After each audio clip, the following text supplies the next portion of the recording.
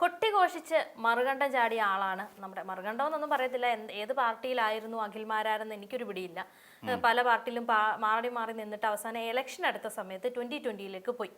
കഴിഞ്ഞ ദിവസം 2020ന്ന് ചാടി സോഷ്യൽ 2020ന്ന് ഇറങ്ങി പുറത്ത് വന്നിട്ട് സോഷ്യൽ മീഡിയയിൽ വന്ന് കുറേ എന്താ പറയുക അവർക്കെതിരെ 2020 എന്ന് പറയുന്ന കിറ്റക് സാബുവിനെതിരെയും കുറേ വിവാദപരമായ പരാമർശങ്ങളൊക്കെ നടത്തി ഇങ്ങനെ പൊയ്ക്കൊണ്ടിരിക്കുകയായിരുന്നു. അപ്പോൾ ഇന്നിതാ ഈ പറയുന്ന ഇന്ന് അഖിൽമാരാർക്കെതിരെയുള്ള കുറച്ച് ഓഡിയോസ് 2020യും പുറത്തുവിട്ടിട്ടുണ്ട്. കാര്യങ്ങൾ ഈ രീതി പൊയ്ക്കൊണ്ടിരിക്കുക.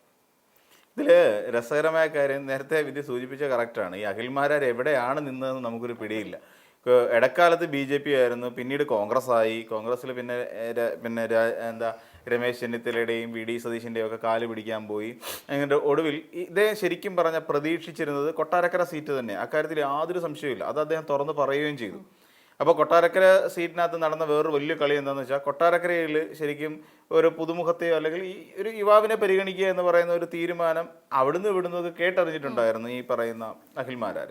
അപ്പോൾ അങ്ങനെ കേട്ടറിഞ്ഞിട്ട് അഖിൽമാരാർ എന്ത് ചെയ്തെന്ന് ചോദിച്ചു കഴിഞ്ഞാൽ, എന്തായാലും നിന്ന് കോൺഗ്രസിൽ നിൽക്കാം, എന്തായാലും CPM പോയി കഴിഞ്ഞാൽ കൊട്ടാരക്കര സീറ്റ് എപ്പോഴും KN ബാലഗോപാലിന് തന്നെയാണ്, അതിനകത്ത് മാറ്റമൊന്നും വരാൻ സാധ്യതയില്ല. അപ്പോൾ അതുകൊണ്ട് കോൺഗ്രസിൽ നിൽക്കാം എന്നുള്ളൊരു തോട്ടിലാണ് അവിടെ ഇറങ്ങി നിന്നത്. അപ്പോൾ കോൺഗ്രസിനെ സൂപ്പിക്കാൻ വേണ്ടിയിട്ട് CMDRFലേക്ക് ₹1 പോലും കൊടുക്കരുതെന്നൊക്കെ പറഞ്ഞ മഹാനാണ് ഈ പറയുന്ന അഖിൽമാരാർ.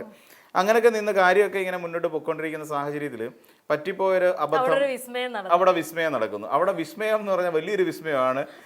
ഐഷ പോറ്റി നേരെ ഇതിനകത്തേക്ക് വന്ന് ചാടി. ഐഷ പോറ്റി വന്ന് ചാടി കഴിഞ്ഞപ്പോൾ ഐഷ പോറ്റിയെ അല്ലേ സ്ഥാനാർത്ഥിയാക്കാൻ പറ്റൂ, അതിന് അഖിൽമാരാരെ പിടിച്ചു നിർത്താൻ പറ്റൂ. അതോടുകൂടി പിന്നെ അഖിൽമാരാരുടെ എല്ലാ പ്രതീക്ഷയും തകർന്നു.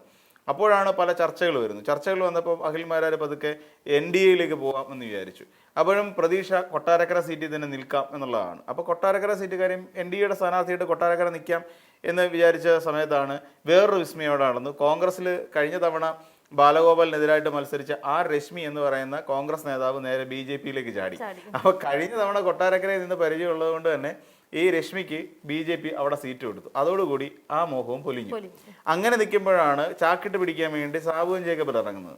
സാബുവൻ ജേക്കബ് ഇറങ്ങിക്കഴിഞ്ഞാൽ പിന്നെ ഈ NDA സ്ഥാനാർത്ഥിയുടെ അവിടെ നിൽക്കാൻ പറ്റില്ല. അപ്പോൾ തൃപ്പൂണിത്തുറ വേണം എന്നുള്ള നിലയിൽ നിന്നുകൊണ്ട് സാബുവൻ ജേക്കബുമായിട്ടും NDAയിലുള്ള അല്ലെങ്കിൽ BJPയുടെ നേതാക്കന്മാരോട് സംസാരിച്ചപ്പോഴും അഖിൽമാരാറിന് ഏറ്റവും അവസാനം കൊടുക്കില്ല, ആ തൃപ്പൂണിത്തുറ നിൽക്കാം എന്നൊക്കെ BJPക്കാർ പറഞ്ഞെങ്കിലും സാബുവൻ ജേക്കബ് തൃക്കാക്കരയ്ക്ക് എടുത്തടിച്ചു. തൃക്കാക്കര അവിടെ ഉമാ തോമസിൻ്റെ മണ്ഡലം, അത് അധികം പിടിക്കാൻ നോക്കണ്ട, PT തോമസിൻ്റെ പ്രാധാന്യമുള്ളൊരു മണ്ഡലമല്ല. അപ്പോൾ അതുകൊണ്ട് അവിടെ കിട്ടും. അത് തൃക്കാക്കരയ്ക്ക് അടിച്ചു. പറയുന്ന കാര്യം അതേ ഇയാളുടെ കയ്യിലൊരു 20 ലക്ഷം രൂപയുടെ ഒരു BMW ബൈക്ക് ഉണ്ടായിരുന്നു. തെരഞ്ഞെടുപ്പുമായിട്ട് ബന്ധപ്പെട്ടുകൊണ്ട് ഈ ബൈക്ക് വിറ്റു. ഏകദേശം 10 ലക്ഷം രൂപയ്ക്ക് BMWൻ്റെ ബൈക്ക് ആശിച്ച് മോഹിച്ചെടുത്ത വണ്ടിയാണ്. അത് കൊടുക്കേണ്ടി വന്നു എന്ന് അഖിൽമാരാർ പറഞ്ഞു. അപ്പോൾ അങ്ങനെയൊക്കെയാണ് പണം കണ്ടെത്തേണ്ടി വന്നത്. പണമായിട്ട് ഗുണവും കിട്ടിയില്ല. ഇനി അതല്ല, തനിക്ക് ഇവിടെ കൊല്ലം ജില്ലാ പ്രസിഡൻ്റാക്കി മാറ്റണം എന്ന് പറയുന്നൊരു ആവശ്യം ഈ തെരഞ്ഞെടുപ്പെല്ലാം കേട്ട് തോറ്റ MLA ആയിട്ട് തിരിച്ചു വന്നപ്പോൾ അഖിൽമാരാർ ഉന്നയിച്ചു. അപ്പോൾ അത് കൊടുക്കില്ല എന്ന് പറഞ്ഞു. എന്തിനാണ് ശരിക്കും പറഞ്ഞ കൊല്ലത്ത് 2020ക്ക് ഒരാൾ പ്രസിഡന്റ് എന്തിനാ? കാര്യം അവിടെ ആകപ്പാടെ എനിക്ക് തോന്നുന്നു കൊല്ലം ജില്ലയിൽ അഖിൽമാരാർ മാത്രമേ ഉള്ളൂ 2020യുടെ ഒരു അംഗം. പിന്നെ 2020യുടെ ഒരു അംഗമായ സ്ഥിതിക്ക് അഖിൽമാരാറിനെ അവിടെ നിർത്തുക, പ്രസിഡന്റ് എന്ന് പറഞ്ഞാൽ പ്രസിഡന്റായിട്ട് നിന്നു എന്ന് പറയുക എന്ന് മാത്രമേ ഉള്ളൂ. പിന്നെ തന്നെ അഖിൽമാരാർ ഉയർത്തിയ വേറൊരു ഏറ്റവും വലിയൊരു വിവാദം 40 കോടി രൂപ ഈ പറയുന്ന ഇയാളുടെ കയ്യിലേക്ക് വന്നിട്ടുണ്ട് എന്നാണ്. അതായത് സാബുവൻ ജേക്കബിന് BJPയിൽ 40 കോടി രൂപ കിട്ടിയിട്ടുണ്ട്. ഈ 40 കോടി രൂപയിൽ 19 പേരാണ് ഈ പറയുന്ന ഇവർക്ക് 2020യുടെ സ്ഥാനാർത്ഥിയായിട്ട് നിന്നത്. അപ്പോൾ ഈ 19 പേർക്ക് വേണ്ടിയിട്ട് 40 കോടി രൂപ വെച്ചാകുമ്പോൾ ഒരാൾക്ക് 1 കോടി നമുക്ക് എവിടെയെങ്കിലും കടം മേടിച്ചിട്ടെങ്കിലും സാബു അഡ്ജസ്റ്റ് ചെയ്യുമെന്ന് ചോദിച്ചു. അപ്പോൾ ഈ 40 കോടി 41 ആകുമ്പോൾ ഈ 19 പേർക്ക് 2 കോടി വീതം കൊടുക്കാനുണ്ടാവും. അപ്പം 2 പേർക്ക് വീതം 2 കോടി വെച്ച് കൊടുത്തിട്ട് സംഭവം സെറ്റാക്കാൻ പറ്റുമായിരുന്നു. പക്ഷെ അതിന് നിന്നില്ല, അതൊന്നും നടന്നില്ല കാര്യം. അപ്പോൾ അങ്ങനെ നടക്കാതെ വന്ന സാഹചര്യത്തിൽ ഇവിടെ പറ്റിപ്പോയൊരു അബദ്ധം എന്ന് വെച്ച് കഴിഞ്ഞാൽ, അപ്പോൾ ഈ ചെലവ് കൊടുക്കാൻ പറ്റുമല്ലോ, ഇത് ആർക്കും കൊടുത്തിട്ടില്ല. അങ്ങനെ ആ പൈസ 40 കോടി രൂപയും സാബുവൻ ജേക്കബ് പോക്കറ്റിലാക്കിയെന്നാണ് പറയുന്നത്. പക്ഷേ അഖിൽമാരാറിനെ സംബന്ധിച്ചിടത്തോളം അഖിലിന് ചില തോട്ടുകളുണ്ടായിരുന്നു. അപ്പോൾ അവിടെ നിന്ന് കഴിഞ്ഞാൽ എവിടെയെങ്കിലും ഒരു സ്വസ്ഥമായി നിൽക്കാം, MLA ആകാൻ പറ്റില്ല എന്നുള്ള കാര്യം ഉറപ്പായി. അപ്പോൾ അഖിൽമാരാർ ഇപ്പോൾ പറഞ്ഞിരിക്കുന്ന ഓഡിയോയിൽ പറഞ്ഞിരിക്കുന്നത്, അഖിൽമാരാരുടെ ഒരു പ്രധാനപ്പെട്ട ആവശ്യം, നിങ്ങളൊരു ദേശീയ പാർട്ടിയല്ല. അപ്പം BJPയിൽ നിന്ന് കഴിഞ്ഞാൽ BJPയുടെ ഒരു ഇതായിട്ട് നിന്ന് കഴിഞ്ഞാൽ ഒരു ദേശീയ പാർട്ടി എന്നുള്ളൊരു വാല്യൂ എപ്പോഴും ഉണ്ടാവും, നമ്മൾ മനസ്സിലാക്കണം. കോൺഗ്രസിൽ നിന്ന് കഴിഞ്ഞാലും ഒരു ദേശീയ പാർട്ടി എന്ന് പറയുന്നൊരു വാല്യൂ എപ്പോഴും അഖിൽമാരാറിന് ലഭിക്കും. അഖിൽമാരാറിന് ഇനി കിട്ടുമെന്ന് അറിയത്തില്ല, വേറൊരു കാര്യം. അപ്പോൾ ലഭിക്കും. പക്ഷേ 2020 അങ്ങനെ ഒരു പാർട്ടിയല്ല. സോ 2020യിൽ നിൽക്കാൻ വേണ്ടിയിട്ട് എന്ത് ചെയ്യും, എനിക്ക് ഏതെങ്കിലും ഒരു ബോർഡ് മെമ്പർ സ്ഥാനം വേണം. അത് NDA മുന്നണിയുടെ ഭാഗമായതുകൊണ്ട് തന്നെ NDAക്ക് പ്രാധാന്യമുള്ള ഏതെങ്കിലും ഒരു ഭാഗത്ത് ഒരു ബോർഡിൽ ഒരു മെമ്പർഷിപ്പ് സ്ഥാനം, ചെറിയ സ്ഥാനമായിരിക്കും, അല്ല ചെയർമാൻ സ്ഥാനം, ഇതുപോലെയുള്ള എന്തെങ്കിലും അധികാര പദവികൾ തനിക്ക് വേണം എന്നൊരു ആവശ്യം ഏത് സാധാരണക്കാരനെ പോലെ അഖിൽമാരാർ ഉന്നയിച്ചു. അതല്ലെങ്കിൽ ഈ പറയുന്ന പോലെ പ്രസിഡന്റ് സ്ഥാനത്തിൽ ഒരു കാര്യമില്ല, അത് വേറൊരു കാര്യമാണ്. അല്ലെങ്കിൽ എനിക്ക് കുറേയധികം നഷ്ടം ഉണ്ടായിട്ടുണ്ട്, അതായത് ഈ നേരത്തെ പറഞ്ഞ പോലെ BMW ബൈക്ക് വരെ പോയതിൻ്റെ നഷ്ടമാണ്, ആ നഷ്ടം നികത്താൻ വേണ്ടിയിട്ട് പണം തരണം. ഇതാണ് അഖിൽമാരാർ മുന്നോട്ട് വെച്ചിരിക്കുന്ന ഒരു താല്പര്യം. അപ്പോൾ ഇത് ഈ ഓഡിയോ ആണ് ഇപ്പോൾ സാബു എൻ ജേക്കബ് പുറത്തു വിട്ടിരിക്കുന്നത്. അഖിൽമാരാർ പറയുന്നതനുസരിച്ച് സാബു എൻ ജേക്കബിന് ഏകദേശം 1600 കോടിയിലധികം രൂപയുടെ നഷ്ടം അയാളുടെ കമ്പനിയിൽ, കിറ്റെക്സ് എന്ന് പറയുന്ന കമ്പനിയിൽ സംഭവിച്ചിട്ടുണ്ട്. അപ്പോൾ അങ്ങനെ സംഭവിച്ച സാഹചര്യത്തിൽ അതിനെ മറികടക്കാൻ വേണ്ടി ഇപ്പം തൽക്കാലം ഇവരുമായിട്ട് കൂട്ടുപിടിച്ച് നിൽക്കണം, BJP-യായിട്ട് കൂട്ടുപിടിച്ച് നിൽക്കണം. അങ്ങനെ കൂട്ടുപിടിച്ച് നിന്നുകൊണ്ട് പതുക്കെ ഒന്നാമത് BJP-യുടെ കാര്യം അറിയാൻ, നമുക്ക് തെരഞ്ഞെടുപ്പ് ഫണ്ട് എന്ന് പറയുന്ന സാധനത്തിൽ ഇപ്പോഴും ചുറ്റിപ്പണഞ്ഞ് കിടക്കുന്ന ഒരു പാർട്ടിയാണ് BJP. അവർക്ക് എവിടെ നിന്ന് ഫണ്ട് വരുന്നുണ്ട്, ഫണ്ട് വന്ന് പ്രശ്നമായി. നമുക്കറിയാം തൃശ്ശൂർ ജില്ലയിൽ തന്നെ 10-45 കോടി വന്നു, അതിനു മുമ്പ് കൊടകര കുഴൽപ്പണ കേസ് വന്നു.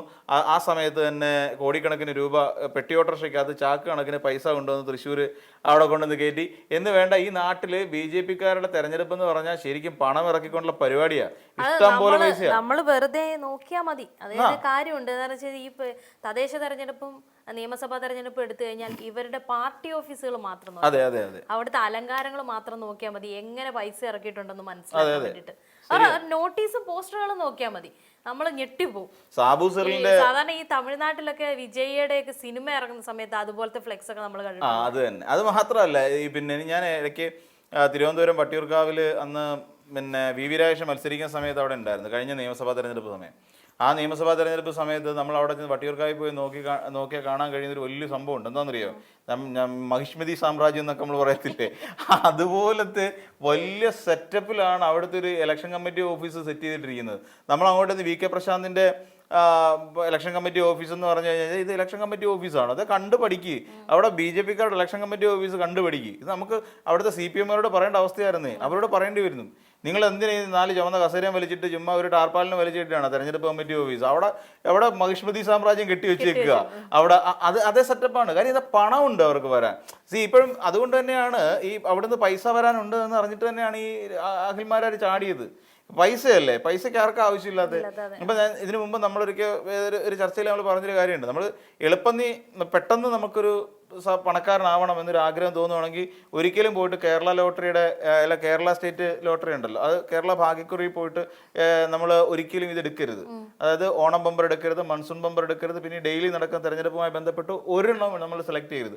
പകരം നമ്മുടെ ഐഡന്റിറ്റി നമുക്ക് കളയാൻ താല്പര്യമുണ്ട്, നമുക്കൊരല്പം ഒരു ഹിന്ദു ആണ് എന്നുണ്ടെങ്കിൽ കയ്യെ രാഖി കെട്ടാൻ തയ്യാറാവുക. രാഖി കെട്ടാൻ തയ്യാറായി ഏതെങ്കിലും ഒരു ജില്ലാ നേതാവിൻ്റെ ഒപ്പം കൂടുക. സീരിയസ് ആയിട്ട് പറയുക, ഞാൻ മെമ്പർഷിപ്പ് എടുത്തുകൊണ്ട് ഏതെങ്കിലും ഒരു ജില്ലാ നേതാവിനൊപ്പം കൂടുക. പതുക്കെ അയാളെ താങ്ങി. കാര്യം എന്താ? ഫണ്ട് വരും. ഒരു മണ്ഡലം കമ്മിറ്റിയിൽ ചേരുക, ഫണ്ട് വരും, കാശ് വരും.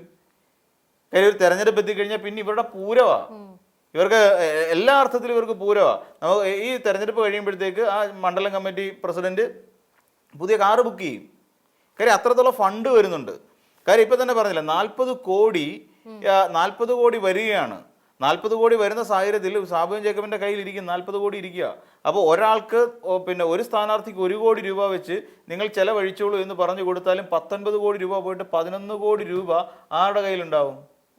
ഈ പറയുന്ന സാബു എൻ ജേക്കബിൻ്റെ കയ്യിൽ ഇരിക്കുക. ഓരോ കോടി വെച്ച് കൊടുത്താൽ മതി. അപ്പോൾ കേരളത്തിലേക്ക് വരുന്ന ഫണ്ടിൻ്റെ വലിപ്പം ഒന്ന് ആലോചിച്ച് നോക്കൂ. അപ്പം 2020 എന്ന് പറയുന്ന പൊതുവെ ബിലോ ആവറേജ് ആയിട്ട് നിൽക്കുന്ന, ബിലോ ആവറേജ് എന്ന് ഞാൻ ഇപ്പോഴും പറയും, ഒരിക്കലും ഒരു സംസ്ഥാന പാർട്ടി എന്ന് പോലും പറയാൻ അർഹതയില്ലാത്ത ഒരു പാർട്ടിക്ക് വേണ്ടിയിട്ട് 40 കോടി രൂപ എന്ന് ഞാൻ പറയുന്നതല്ല, ഇത് അഖിൽമാരാർ പറഞ്ഞ കാര്യമോ? അഖിൽമാരാർ അറിയാതെ ആയിരിക്കില്ലല്ലോ അഖിൽ ഇത് പറഞ്ഞത്. അപ്പോൾ അഖിൽ പറഞ്ഞ കാര്യം വെച്ച് നോക്കുമ്പോൾ 40 കോടി വന്നിട്ടുണ്ട്. അപ്പം വെറും ഒരു ബ്രാക്കറ്റ് പാർട്ടി പോലും അല്ലാത്ത ഒരു രാഷ്ട്രീയ പാർട്ടി, ഒരു പാർട്ടിക്ക് ഇത്ര 40 കോടി രൂപ വരുന്നുണ്ടെങ്കിൽ BJP എന്ന് പറയുന്ന ഒരു പാർട്ടിയുടെ ഒരു വലിയ ഘടകത്തിലേക്ക് എത്ര കോടിയായിരിക്കും വന്ന് മറിഞ്ഞിട്ടുണ്ടാവുക? ഓരോ സ്ഥാനാർത്ഥികളുടെ ചെലവിന് വേണ്ടിയിട്ട്, അതായത് മണ്ഡലം പ്രസിഡന്റുമാർ എത്ര കോടി രൂപയായിരിക്കും അവരുടെ കയ്യിലേക്ക് എത്തിയിട്ടുണ്ടാവുക എന്ന് ആലോചിച്ച് നോക്കൂ, BJP എന്ന് പറയുന്ന ഇത്രയും വലിയൊരു രാഷ്ട്രീയ പാർട്ടിക്ക്. അപ്പം ഇതൊക്കെ നമ്മുടെ സംസ്ഥാനത്ത് സംഭവിച്ച് തുടങ്ങിക്കഴിഞ്ഞിരിക്കുന്നു. ഇനിയും കഴിഞ്ഞ ദിവസം നമ്മൾ പറഞ്ഞില്ലേ, BJP ഇപ്പോഴും ഒരു തെരഞ്ഞെടുപ്പിന് വേണ്ടി മാത്രം നിർമ്മിക്കപ്പെട്ട തെരഞ്ഞെടുപ്പിലൂടെ മാത്രം വിജയിക്കാൻ വേണ്ടി മാത്രം മുന്നോട്ട് പോയിക്കൊണ്ടിരിക്കുന്ന രാഷ്ട്രീയ പാർട്ടിയാണ് ശരിക്കും BJP. അതിൻ്റെ ഗുണം BJP കാണിക്കും. ഈ പറയുന്ന അഖിൽമാരാർ ഇവരും തമ്മിൽ തെറ്റട്ടെ, കുറച്ചുകൂടെ ഒക്കെ കഴിയുമ്പോൾ നമുക്ക് കുറച്ചുകൂടെ സംസാരിക്കാനുള്ള കുറേയധികം സാധനങ്ങൾ കിട്ടും. ഏറ്റവും ഒടുവിൽ ഇവിടെ കുഴൽപ്പണം ഇറക്കിക്കൊണ്ടിരിക്കുന്ന സാബുവും ജേക്കബ് ആണെന്ന് വരെ വേണമെങ്കിൽ അഖിൽമാരാർ നാളെ വിളിച്ചു പറയും. അത്രത്തോളം വലിയ വാർത്തകളിലേക്കൊക്കെ പോകാനുള്ള സാധ്യത ഏറെയാണ്.